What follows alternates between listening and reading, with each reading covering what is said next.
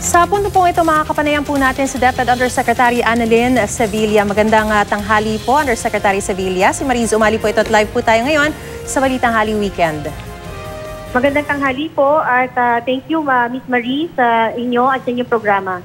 Una po sa lahat, kumusta na po ang unang araw po natin ng early registration? Kasi kanina po ay ibinalita po na talagang punong-puno. May mga naitala na po ba tayong mga aberya? Wag naman sana? Well, ngayon po ay kami ay nagko-collect ng ating mga monitoring reports. Meron po tayong mga monitors from the division offices kasi po this is about 46,000 schools na nagko-conduct ng ating early registration.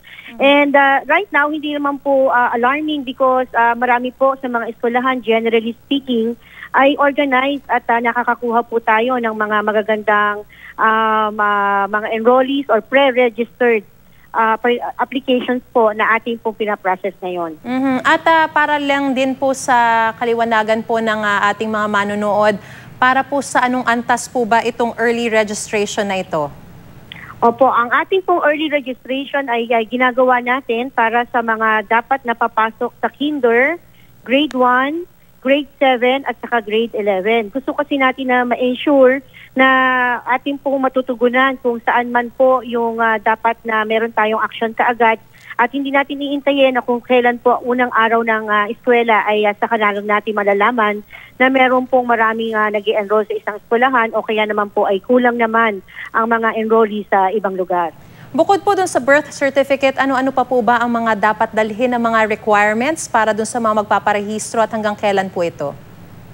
Opo, bukod po sa ating Philippine Statistics Authority birth certificate, ay kailangan din po yung ebidensya na yung bata ay nakakomplete nung level. For example, for grade 1, kailangan po natin yung certificate of completion ng kinder. For grade 7, yun naman pong grade or certificate of completion ng grade 6. At sa grade 11 ay yung pong completion ng grade 10.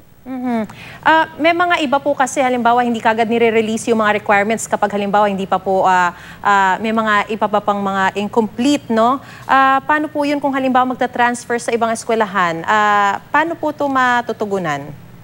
Opo, tama po. May mga cases po tayo na talagang ganyan ang nangyayari. Especially po yung mga bata or mga learners natin na nanggagaling sa ibang lugar o kaya naman ay galing sa isang area na merong conflict. For example, yung nangyari po sa mga kasama natin o sa pamilya natin from ARMM na pumapasok na ngayon sa DepEd National Public Schools.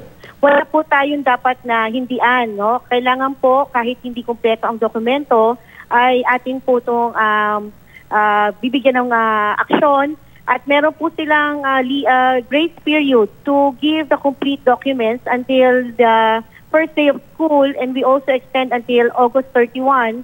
However, meron po silang pipirmahan dito na agreement na ito po ay hindi pa sila completely enrolled. Kung hindi, ang tawag natin ay temporary enrolled because they have not complied with the documents yet. Undersecretary, I'm not really sure kung nabalitaan nyo na po o nakita nyo na po itong kumakalat po ngayong video online ang pambubuli di umano ng ilang mga naka-uniformeng estudyante sa isang kapwa nila Dalagita. Kung nakita nyo na po ito, ano po ba ang masasabi nyo rito at iniimbestigahan na po ba ito? Kung hindi nyo pa po nakikita, ano po ba ang magiging aksyon na maaari pong gawin ng DepEd sa mga ganitong mga insidente? Opo, just right in time, I was given a copy of the video at ngayon ko lang po ito nakita but we are in close coordination with the Regional Director of NCR right now.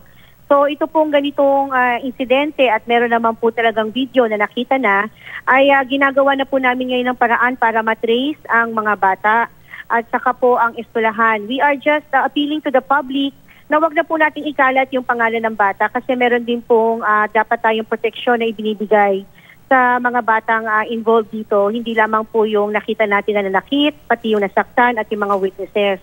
We are providing the appropriate intervention po dito. So, immediately, pagagawan po natin to ng incident report at yung pong disciplining authority ng eskwelahan at yung pong concerned superintendent will do the protocol right away.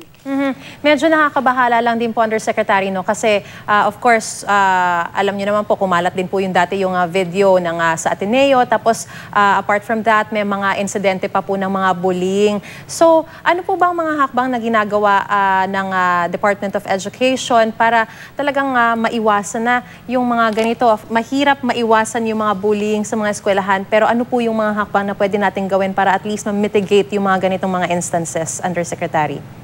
Opo, we are aware na kailangan po talaga natin na mag-intensify ng ating strictly implementation of the policies and program na existing naman. So we have the Child Protection Committee on the ground at ngayon po ang ginagawa natin from the regional level down to the division ay kailangan ma-ensure natin na sa bawat eskwelahan ay malinaw ang polisiya at yung protocol.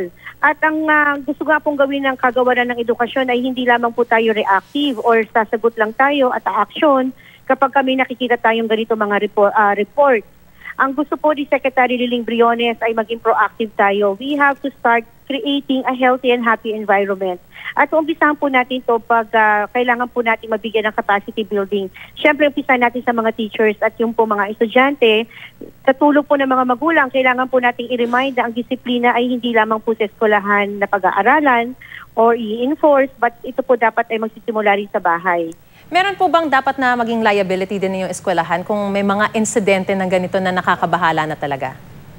Ito po ay base sa magiging fact-finding investigation and we have legal officers on the ground na titingin po doon sa mga circumstantial evidences at meron din pong gagawin silang recommendation and decision na magbabase naman po ito sa gravity or degree ng mga offenses na makikita.